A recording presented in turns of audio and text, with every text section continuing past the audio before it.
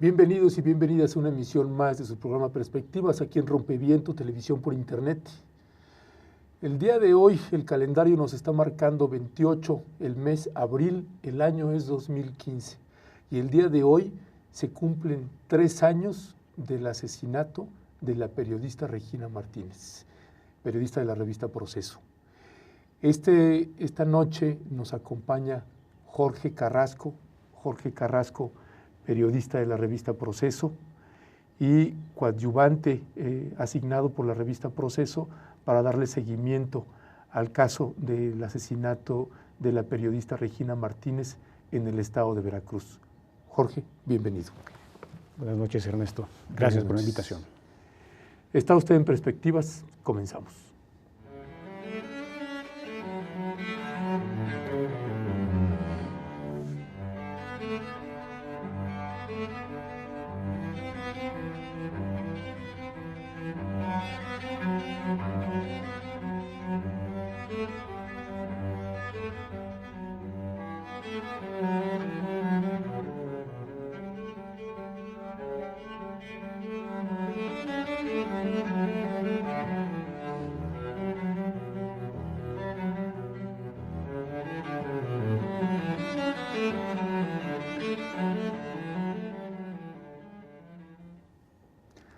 Parece ser que las autoridades mexicanas han ido adquiriendo una experticia por dar carpetazos o un intento de dar carpetazos jurídicos a casos emblemáticos sobre homicidios, sobre desapariciones. Recientemente, en el mes de enero, tuvimos el carpetazo que denominamos histórico, el carpetazo del caso Ayotzinapa, pero hay otros carpetazos que se suceden una y otra vez. Y uno de esos es el caso de la periodista, el asesinato, de la periodista Regina Martínez de la revista Proceso. Jorge Carrasco, gracias por estar con nosotros. Jorge, el 28 de abril fue el asesinato, hoy estamos cumpliendo 3 años del asesinato de Regina Martínez. Hay un intento de carpetazo por parte de autoridades mexicanas. Tú has sido designado por la revista Proceso, coadyuvante, ese es el término jurídico que se usó, para dar seguimiento a las investigaciones y al caso sobre el asesinato de Regina Martínez. Quisiera como recapitular para la gente que de pronto ya no lo tiene tan fresco. ¿Qué sucedió con el asesinato de Regina Martínez que implicó una visita por parte de Julio Scherer, fundador de la revista Proceso, recientemente fallecido, por Rafael Rodríguez Castañeda, director de la revista Proceso, Germán Canseco, me parece que era el fotógrafo, y tú asistieron a una reunión, a un encuentro en Jalapa, Veracruz, con el gobernador actual, Javier Duarte de Ochoa. ¿Qué sucedió en esa reunión? Como bien dices, Ernesto, el 28 de abril de 2012 nos enteramos en la tarde, 6, 7 de la tarde, sobre el asesinato de Regina Martínez, de nuestra compañera. Al día siguiente, en efecto, fue la decisión de don Julio, el fundador de la revista Proceso, de que él encabezaría una reunión con el gobernador Javier Duarte. Estuvo don Julio, estuvo el director de la revista, Rafael Rodríguez Castañeda, el subdirector, Salvador Corro, el fotógrafo Germán Canseco y tu servidor. En esa reunión, el gobernador nos recibió en la Casa de Gobierno, en Jalapa, con su equipo encabezado por el Procurador de Justicia y con un grupo de peritos que nos explicaron los primeros hallazgos que habían encontrado sobre la mecánica del asesinato. Pero el tema de fondo que se planteó en esa reunión es que Proceso no iba a creer una versión oficial hasta que no tuviéramos los elementos convincentes de qué fue lo que pasó con nuestra compañera. Es cuando se da esa lapidaria frase de No les creemos. No les creemos, y así fue la posición que defendió o que fijó la revista Proceso en esa reunión con el gobernador, y así fue como se quedó reflejado también en el comunicado que dimos a conocer después de esa reunión. Pero así es, y así ha sido también la posición de Proceso después del desarrollo de lo que han sido las investigaciones o de lo que fueron las investigaciones por parte de la Procuraduría de Justicia del Estado de Veracruz. Sí. Jorge, a ver, en el caso de Regina Martínez, el gobierno del Estado de Veracruz ha intentado plantear dar un carpetazo, dice, ya tenemos a uno de los responsables, dan que el motivo del asesinato no tiene que ver con el ejercicio periodístico de Regina Martínez, sino por otras causas. ¿Cuáles son las causas que arguye el Estado de Veracruz hasta la fecha que motivaron el asesinato de Regina Martínez? Para el gobierno de Veracruz, el asesinato de Regina Martínez fue un robo, tuvo como móvil el robo simple que derivó en homicidio, con una variante que le añade, que es el del crimen pasional, lo mezcla con crimen pasional, y en ningún momento, por lo que pudimos revisar y conocer de las investigaciones en su momento, en ningún momento la Procuraduría de Veracruz se abocó a desarrollar como línea de investigación el trabajo periodístico de Regina Martínez, con el propósito de determinar si alguno de sus trabajos habría molestado, habría afectado intereses que pudieran haber provocado la agresión a nuestra compañera. Okay. Hay un detenido que es José Antonio Hernández Silva, fue detenido, fue liberado, fue otra vez detenido.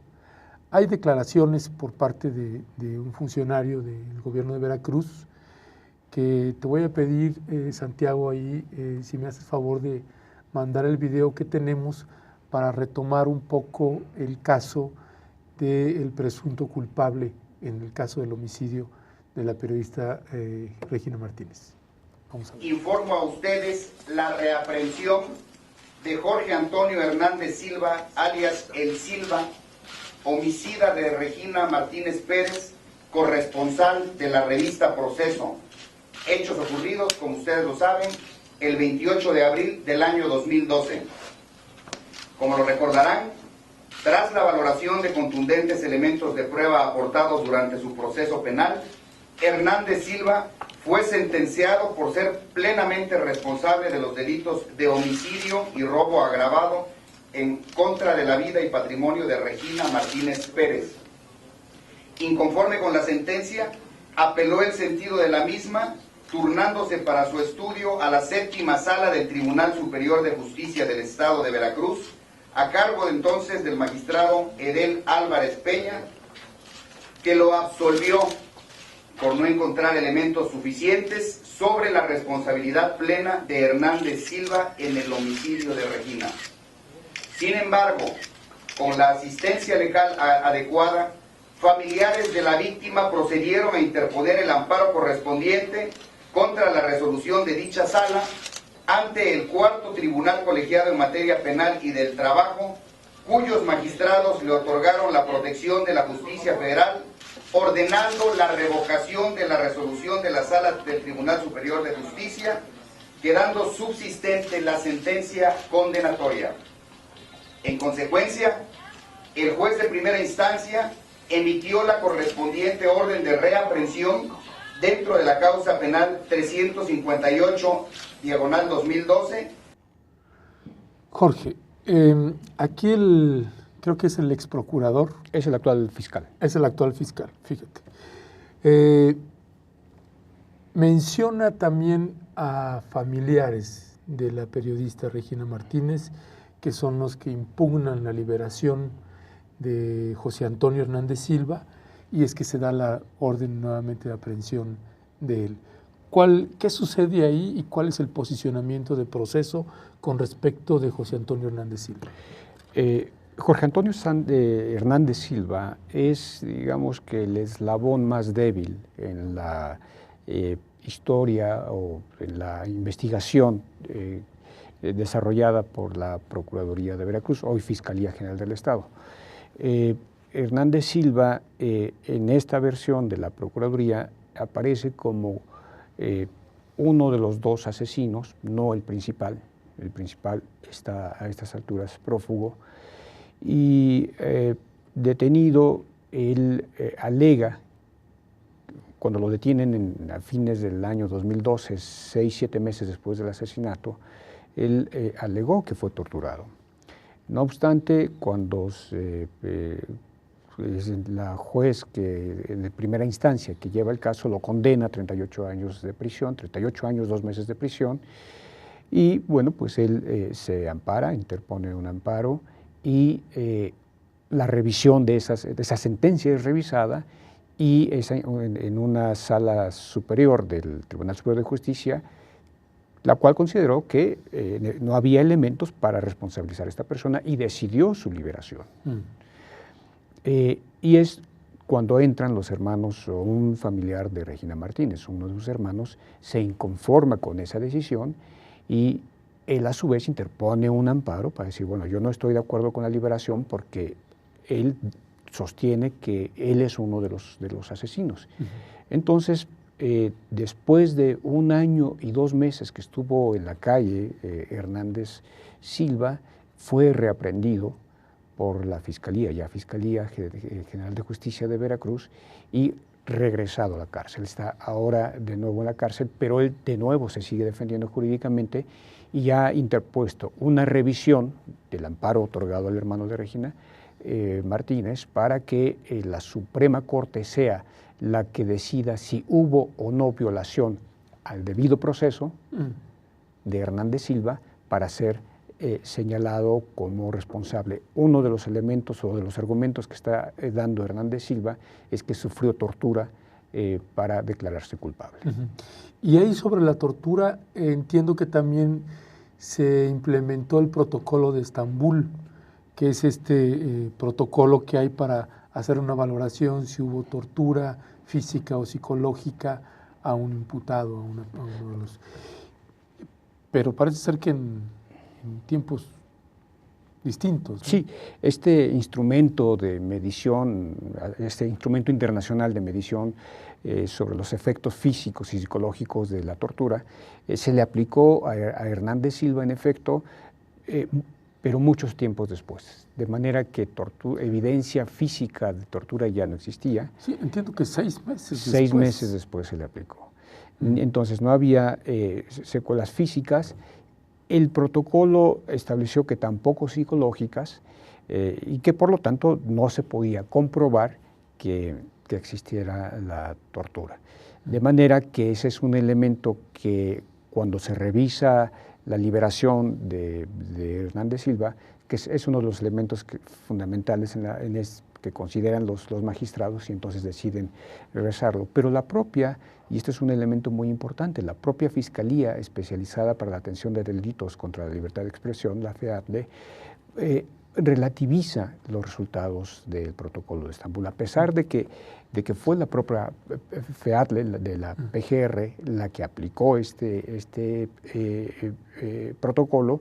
Ellos mismos saben que no puede ser concluyente ese instrumento por el tiempo que pasó precisamente entre la detención, la presentación ante el juez y la aplicación. Cuando se aplica el protocolo. Y ahí estamos hablando entre que fue detenido y que fue aplicado el protocolo, estamos hablando cerca de 1 año después.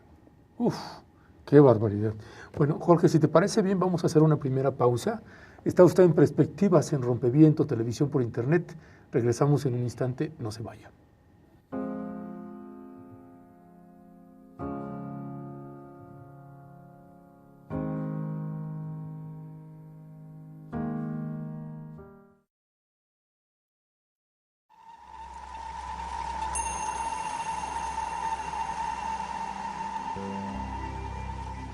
El hambre desayuna miedo y el miedo al silencio aturde las calles, el miedo amenaza.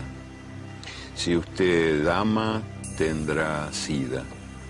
Si fuma, tendrá cáncer. Si respira, tendrá contaminación.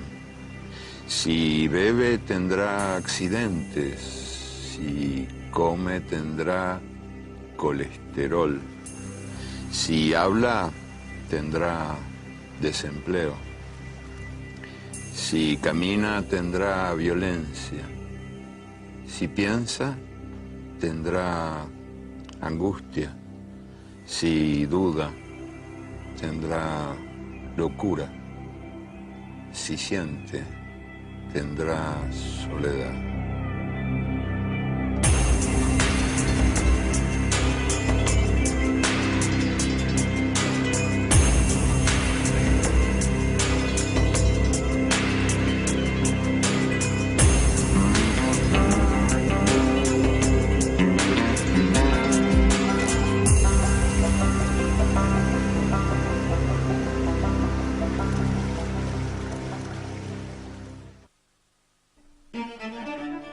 Los que trabajan tienen miedo de perder el trabajo y los que no trabajan tienen miedo de no encontrar nunca trabajo. Quien no tiene miedo al hambre, tiene miedo a la comida. Los automovilistas tienen miedo a caminar y los peatones tienen miedo de ser atropellados. La democracia tiene miedo de recordar y el lenguaje tiene miedo de decir. Los civiles tienen miedo a los militares tienen miedo a la falta de armas, las armas tienen miedo a la falta de guerras. Es el tiempo del miedo. Miedo de la mujer a la violencia del hombre y miedo del hombre a la mujer sin miedo. Miedo a los ladrones y miedo a la policía. Miedo a la puerta sin cerradura, al tiempo sin relojes, al niño sin televisión, miedo a la noche sin pastillas para dormir y a la mañana sin pastillas para despertar. Miedo a la soledad y miedo a la multitud, miedo a lo que fue, miedo a lo que será, miedo de morir, miedo de vivir.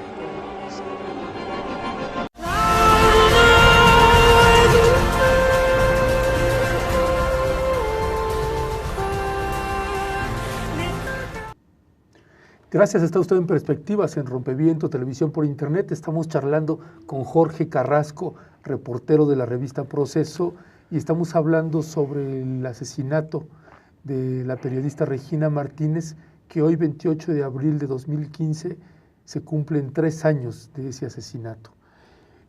Jorge, en la investigación que ha habido, la revista Proceso refiere pruebas endebles, refiere omisiones por parte de las autoridades federales. ¿Cuáles son esas omisiones o esas pruebas endebles, además de la que hablábamos hace un momento del protocolo de Estambul? ¿Qué otros elementos ustedes han identificado? Hay 2 elementos fundamentales, pero que corresponden no a la autoridad federal, sino a la Procuraduría del Estado de Veracruz, ahora Fiscalía General del Estado. En la consignación de Hernández Silva como presunto responsable, no hay una sola prueba pericial que lo acredite como tal. Cuando interviene la Fiscalía Especial para Atención de Delitos contra la Libertad de Expresión, de PGR, en el lugar, logró recuperar alguna información genética, logró recuperar también una huella dactilar todavía utilizable, y por los contrastes que ha hecho la Fiscalía con los bancos de datos de huellas digitales y con las pruebas genéticas que se le han hecho al propio Hernández Silva y a familiares del otro acusado, no hay ninguna de esas pruebas coinciden o determinan que Hernández Silva, por lo menos, haya estado en el lugar de los hechos. O sea, en pruebas de la presencia de él en la casa de la periodista donde fue asesinada, no hay una sola prueba que indique que él estuvo ahí. Ni de él, ni del otro señalado como el principal acusado. Ahí estamos hablando de José Adrián Hernández Domínguez. Así es. Me parece que por ahí tenemos una imagen de José Adrián Hernández Domínguez. Él es el prófugo que hasta la fecha, o sea, 3 años después, se sigue sin saber su paradero. Ese es el planteamiento que hacen autoridades. ¿Qué seguimiento hay sobre esta persona? Eso corresponde a la Fiscalía General del Estado de Veracruz, la captura y entrega a las autoridades. Pero desde que ocurrió el hecho no ha tenido información sobre su localización y por supuesto para entregarlo a la autoridad. ¿Y él, cuál es la imputación que hay con José Adrián Hernández Domínguez? Está señalado en la investigación del gobierno de Veracruz como el principal responsable del asesinato, quien físicamente la agredió. Y él es también por testimonios. ¿Quién lo inculpa? Hernández Silva, el que está ahora detenido. ¿Y Hernández Silva no sostiene esa imputación contra José Adrián Hernández Domínguez? No, sí. Hernández Silva declaró primero ante el Ministerio Público en ese sentido, que sí, que él había participado en el asesinato, que el principal asesino fue Hernández Domínguez. Pero en su declaración ante la justicia de primera instancia, ante la juez de primera instancia, él negó que haya sido así, alegó que fue torturado para declarar en ese sentido. Y en la consignación y en la condena ya de Hernández Silva, se tomó en cuenta esa primera declaración ante el Ministerio Público, así como a la de otros testigos que señalan también a estas 2 personas como los responsables. Es decir, que las acusaciones son con base en una confesional y en declaraciones de testigos, pero no en pruebas periciales fehacientes. O sea, ninguna prueba pericial muestra señales de que estuvieron ahí presentes. Al menos 2 de las importantes en las que se centró la Fiscalía de la PGR, que es prueba genética y huella dactilar, no está comprobado. En esto de las huellas dactilares, esto que hablabas de la Fiscalía Especial para la Atención de Delitos Cometidos contra la Libertad de Expresión, que es dependencia de la Procuraduría General de la República, la FEATLE, el mecanismo o el procedimiento de una instancia federal como la FEATLE y la PGR, con una instancia estatal como la Procuraduría de Justicia del Distrito Federal, el procedimiento es que esta instancia de la FEATLE le entrega los resultados, por ejemplo, de las pruebas de ADN o dactilares a la Procuraduría de Justicia del Estado de Veracruz. ¿Es así el procedimiento? Así ocurrió porque el marco jurídico indicaba que tenía que intervenir primero la Fiscalía o las autoridades, la Procuraduría local, y posteriormente entraba la Federación a hacer su propia investigación. A partir de mayo de 2013, es decir, un año después del asesinato, la Fiscalía ya puede atraer asuntos de agresiones contra periodistas que ocurren en los estados. Pero para el momento en que ocurre el asesinato de Regina, quien tenía que intervenir necesariamente era la Procuraduría del Estado de Veracruz. Okay. Pero en esa colaboración que hace la Fiscalía, cuando interviene ya la PGR a través de la Fiscalía, hacen sus propias investigaciones y sí, en efecto, compartieron estos resultados que ellos tenían de falta de coincidencia en las huellas dactilares o en la huella dactilar y la información genética, se lo entregaron a la Procuraduría de Veracruz. ¿Y la Procuraduría considera también estos elementos en la sentencia, que no sé si hay sentencia o no, con Juan Antonio Hernández Silva? Lo que la Procuraduría, la PGR, o la Fiscalía entrega la información a la Fiscalía de Veracruz o Procuraduría y ellos consignan. Ellos consignaron con base en sus propias investigaciones, no con el material o con las conclusiones o la información que les entregó la Fiscalía. Y entonces cuando consignan ante la justicia, pues es que fue condenado Hernández Silva con los elementos que le proporcionó la Procuraduría del Veracruz. No se considera nada de lo de... Al menos en esta primera instancia y en la revisión, en segunda, no se consideraron. ¿Cuándo fue sentenciado Hernández Silva? Hernández Silva fue sentenciado en noviembre de 2012. 12, es decir, 6, 7 meses después del asesinato.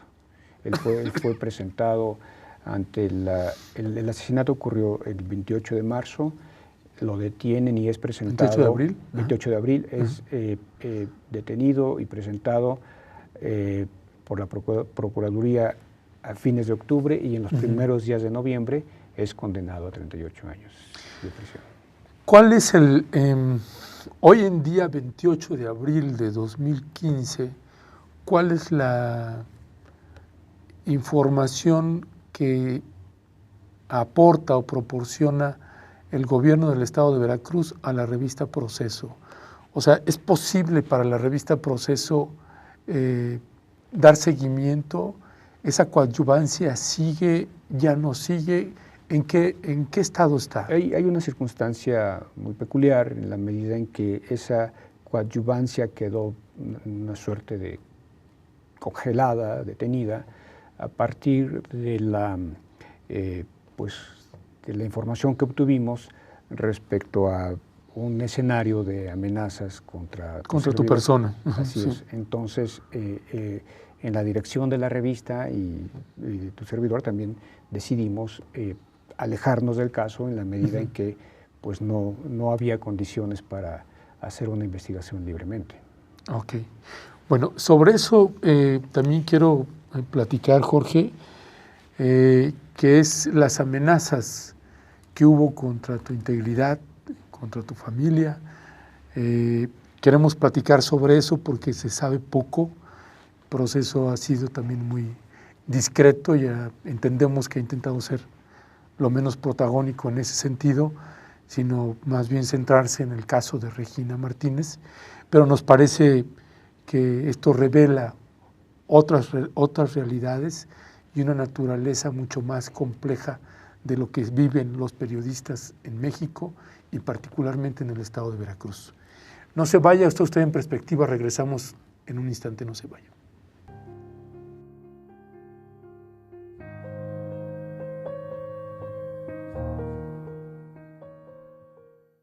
Comenzamos. Hola, ¿qué tal? Muy buenas. Hola, ¿qué tal? Bienvenidas y bienvenidos a Luchadoras. Hola, ¿qué tal? Bienvenidas y bienvenidos a Luchadoras. Estamos en Rompeviento, televisión por internet. Estamos en Luchadoras. Comenzamos. El canto también es una forma de militancia feminista. Quiero caminar sin que me jodan, sin que no chiflen en la esquina. Que si sos el señor, que si sos papichulo, te crees un profeta, más sos un tapudo, que venga el unidad.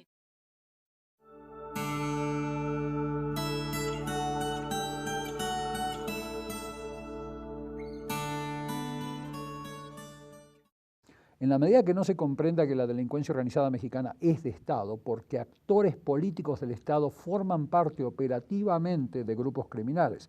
No es que solamente reciban sobornos. Están íntimamente ligados a negocios de grupos criminales, lavando dinero de grupos criminales. Y eso toca poder ejecutivo, legislativo y judicial. Todos, están metidos todos, no todas las personas, pero sí todas las instituciones del país, lamentablemente.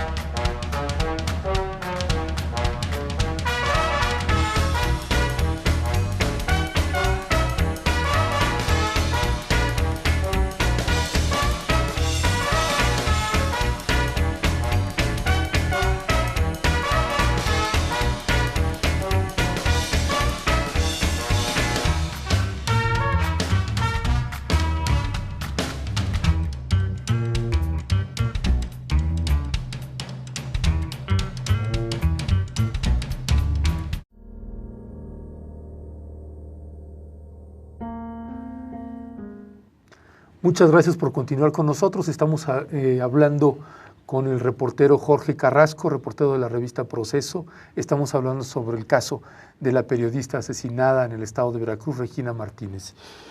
Y Jorge,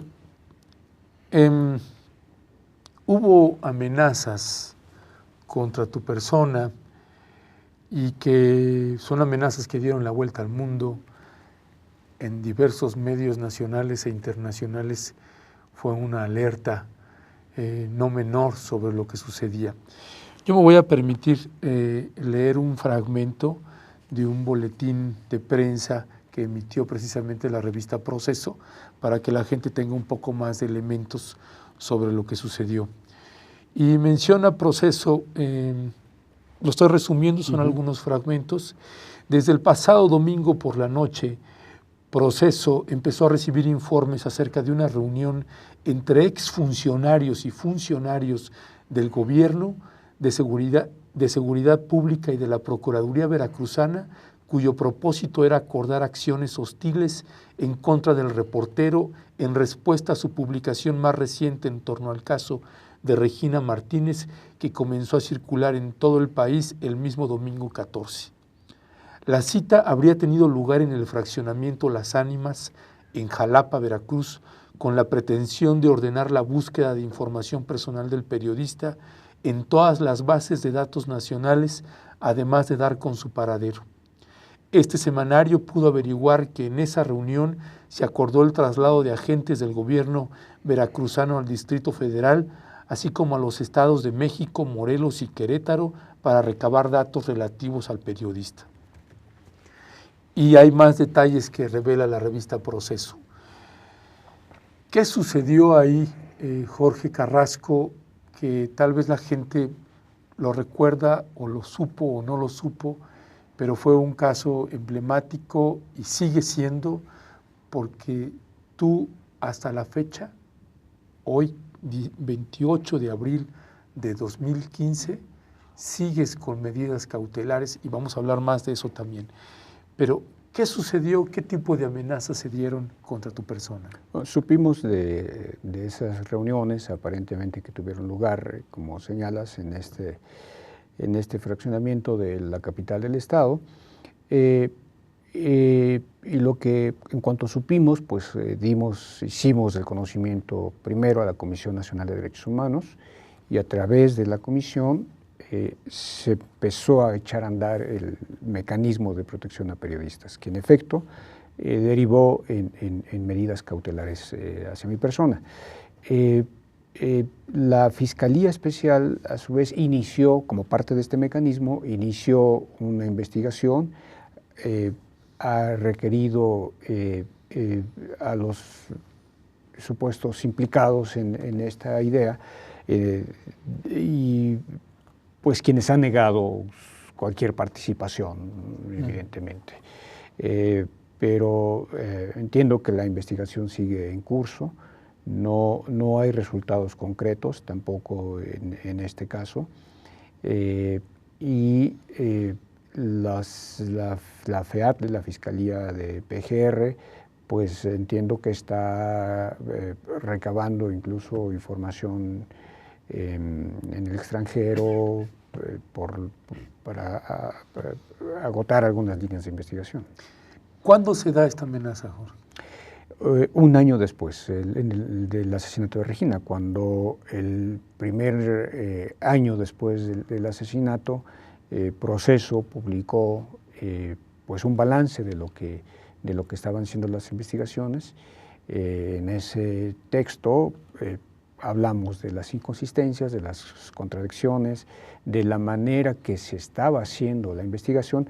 No hablamos de la investigación propia, porque no podemos, en la coadyuvancia que teníamos, no nos permitía hablar del expediente.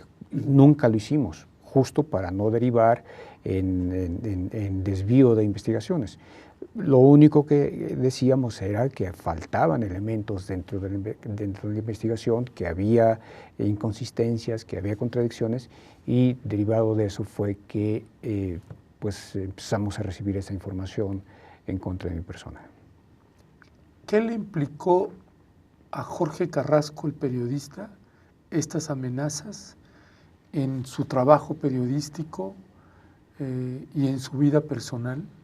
¿Y qué le implicó a la revista Proceso estas amenazas que pudieron ustedes pues tener y que evitaron una catástrofe mayor? Fue un hecho en el que uno jamás piensa que va a estar involucrado. Es un escenario que ningún periodista creo que sabía o puede considerar, en tanto que pensamos en un país de instituciones. Pero cuando ocurre, pues conoces una dimensión más del país, de la realidad del país, y pues evidentemente tiene consecuencias en el trabajo cotidiano, porque las coberturas ya no son tan fáciles como antes, de manera que sí hay una afectación a la libertad de expresión, eso es clarísimo. Y por el caso de la revista, también quedó muy claro que no, si bien nos mantenemos en la idea de esclarecer el asesinato de nuestra compañera, tampoco se trata de arriesgar más a la gente. Claro. Porque no es solo mi caso, sino que tenemos una serie de hechos ocurridas principalmente en el sexenio anterior contra distintos reporteros y corresponsales de Proceso en distintas partes del país. El caso extremo ha sido el de Regina, pero en cuanto vimos esta otra advertencia, la decisión de la dirección y personal fue decir, vamos, no tiene caso arriesgar la vida, arriesgar a los tuyos en una situación como esta. Entonces sí, en efecto, sí tiene alguna implicación el trabajo. Yo sigo publicando, sigo trabajando, sí. Pero sí, en efecto, con muchas, con algunas limitantes. Te complejiza poder realizar tu trabajo periodístico a cabalidad. En sentido estricto, sin libertad plena de trabajo. ¿Te implicó a ti, para quienes no saben, salir del país un tiempo? ¿Qué tiempo estuviste fuera y te implica tener medidas cautelares? ¿Qué implicaciones tienen estas medidas cautelares? Fue poco tiempo, el necesario como para tener interacción con organizaciones internacionales de periodismo, con colegas que están involucrados en la defensa de la libertad de expresión, de manera que el caso se conoció, como dijiste hace rato, se conoció a nivel internacional. En efecto, un periodista con medidas cautelares no tiene libertad de movimiento pleno, que eso es digamos, contra natura al ejercicio periodístico. Sí, tienes que estar acompañado todo el tiempo. Qué barbaridad. Jorge, en lo que toca ahorita al estado de Veracruz, del año 2000 a la fecha hay documentados 16 periodistas asesinados, 10 en el periodo de Javier Duarte de Ochoa. Que en todos los casos, corrígeme si estoy mal en alguno, hay también un marco de impunidad. No ha habido justicia prácticamente en los casos de los periodistas asesinados. Veracruz, junto con el estado de Chihuahua, son las dos entidades del país donde se ha registrado el mayor número de periodistas asesinados, 16 cada uno. Cierto, en el caso de Veracruz, de esos 16, 10 casos han ocurrido en el actual gobierno, y la mayoría, al parecer, relacionados con delincuencia organizada, y eso es un elemento muy importante. En el caso de Regina Martínez, no hay un solo indicio en la propia investigación de la Fiscalía General del Estado que así haya sido. Para el gobierno de Veracruz se trató de un robo simple. No vinculó, como en los otros casos de los periodistas, a delincuencia organizada o motivaciones políticas, como el más reciente. Entonces, sí estamos hablando de una situación muy delicada en el Estado. Recordemos también que en ese mismo periodo que tú mencionas, de 2000 a 2015, en todo el país se registraron 23 desapariciones, hay 23 periodistas desaparecidos, 4 de ellos en Veracruz también. Entonces, también aparece entre los primeros estados como con el mayor número de desapariciones. De forma que sí es un espacio que se ha complicado mucho para el trabajo periodístico en este país. Y también uno de los estados donde hay un alto índice de desapariciones forzadas o involuntarias de la población civil. Así es. Jorge, vamos a hacer una última pausa. Está usted en Perspectivas en Rompeviento, televisión por internet, Estamos de retro, en un instante, no se vayan.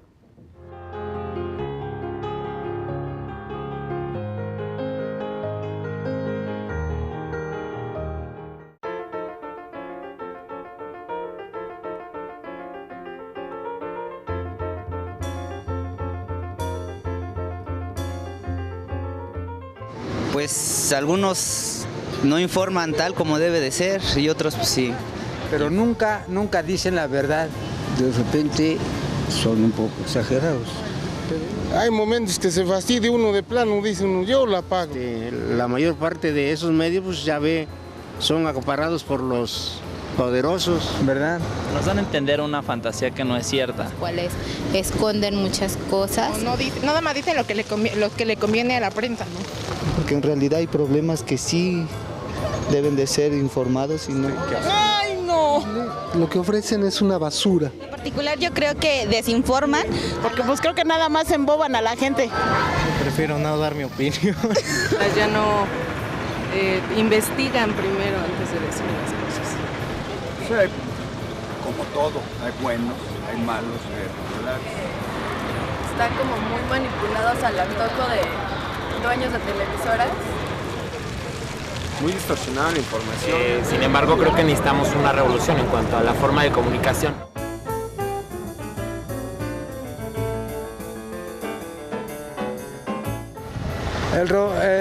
El rompeviento. Pues no sé, como algún material, ¿no? De ropa. Eso es.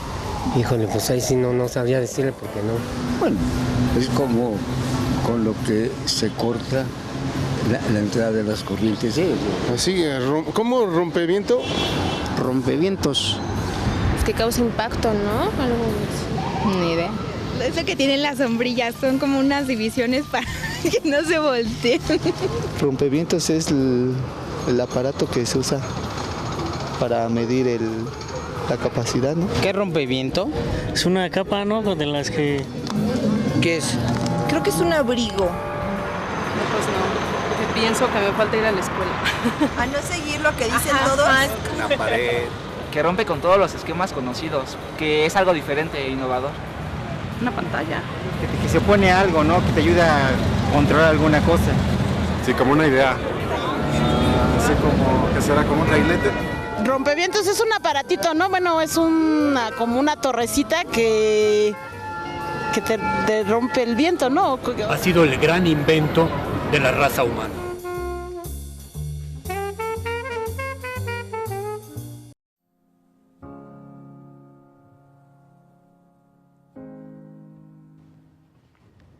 Gracias por continuar con nosotros. Estamos dialogando con el periodista Jorge Carrasco de la revista Proceso.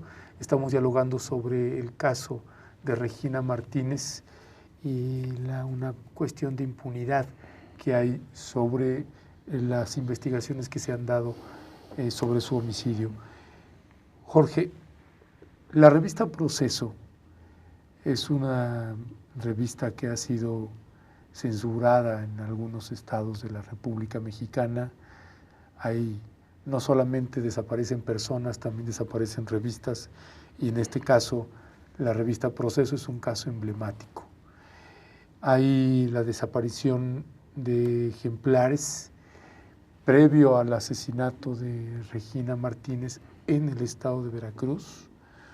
Uno es la revista Proceso número 1849. Hay también un número muy fuerte, muy duro, que es el número 1821 de la revista Proceso, donde habla sobre la situación que impera en el estado de Veracruz, posibles vínculos de autoridades en cuestiones de homicidios, de desapariciones, y está el número 1736. ¿Qué situación ha vivido la revista Proceso en ese caso? ¿Cómo identifica este caso de las desapariciones de sus ejemplares en el estado de Veracruz? En Veracruz, en efecto, hemos padecido la captura, por decirlo así, de ejemplares de la revista. Y esta situación se la dio a conocer, o bueno, se la hizo patente el equipo de Proceso que fue a la reunión con el gobernador. Le dijo al propio gobernador que Regina Martínez no trabajaba en las mejores condiciones periodísticas, porque bueno, primero no tenía el acceso a todas las fuentes de información oficial, pero además porque su trabajo era de alguna manera impedido de que se conociera en el Estado. Cuando había algún tema importante cubierto por la revista Proceso referente a Veracruz, desaparecía.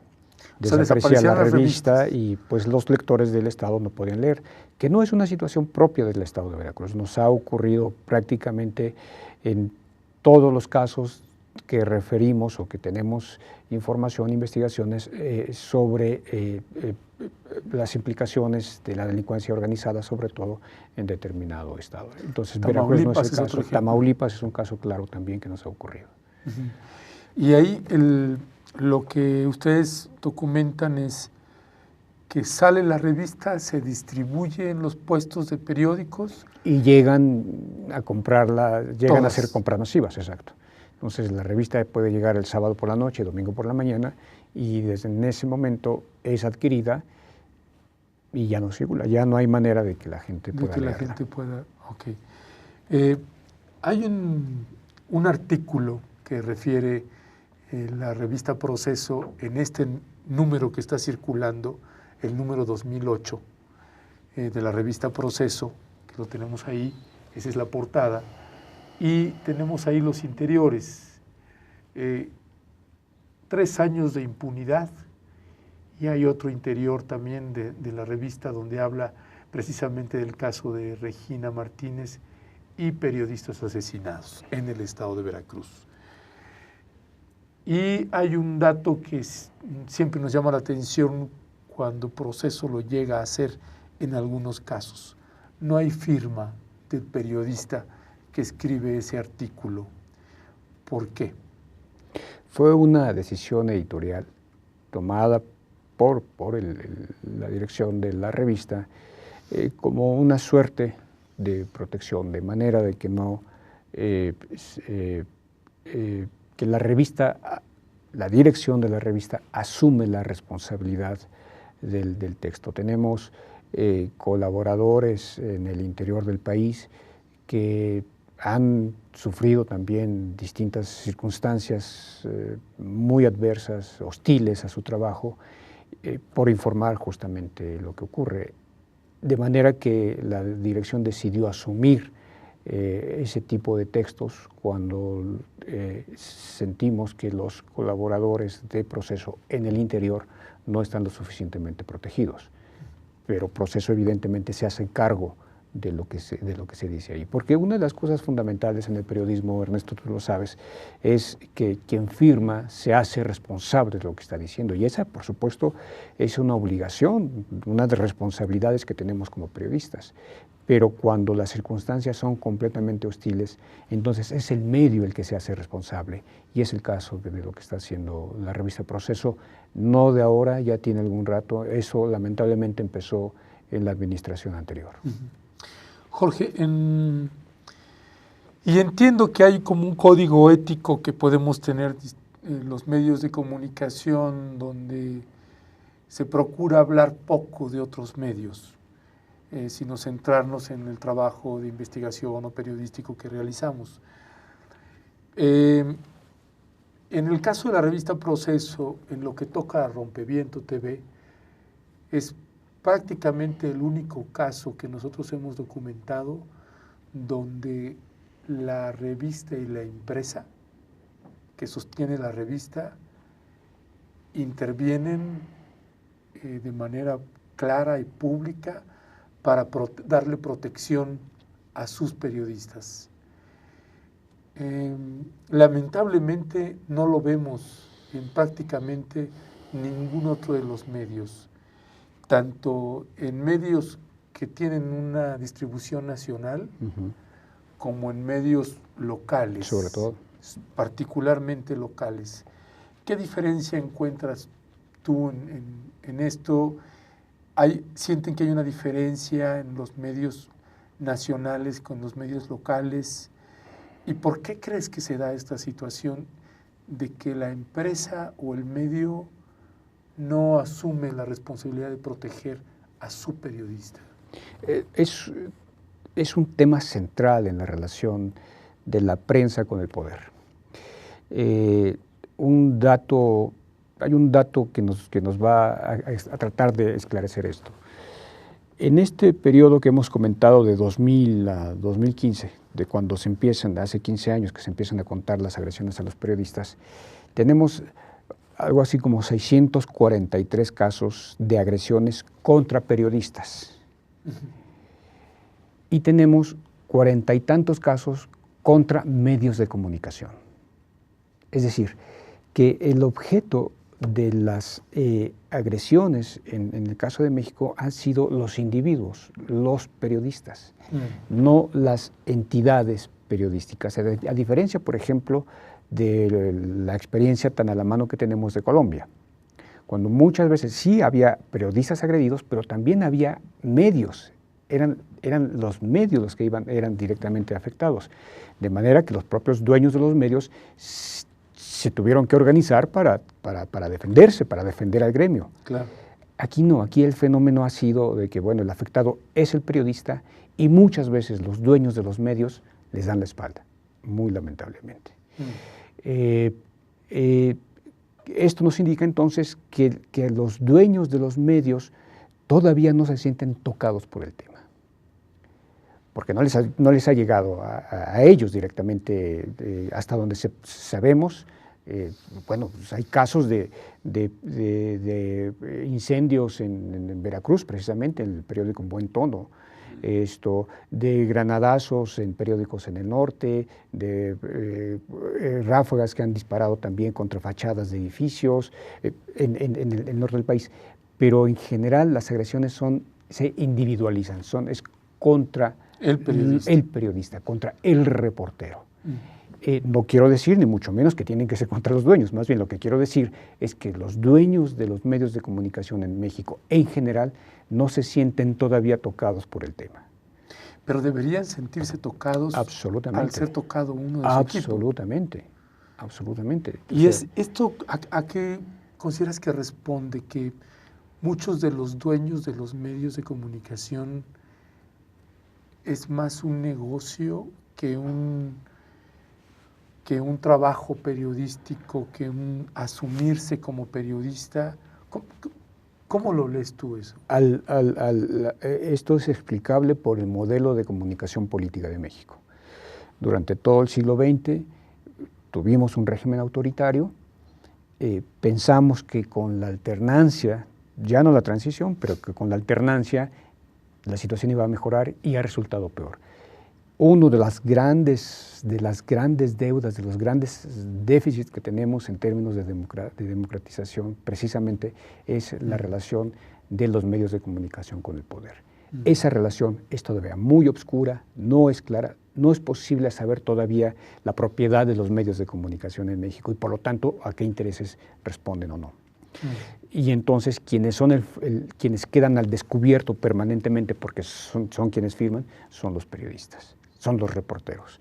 Pero ese modelo de comunicación en el que los dueños de los medios se arreglan con el poder es lo que impide precisamente que asuman la responsabilidad social que tiene poseer un medio de comunicación.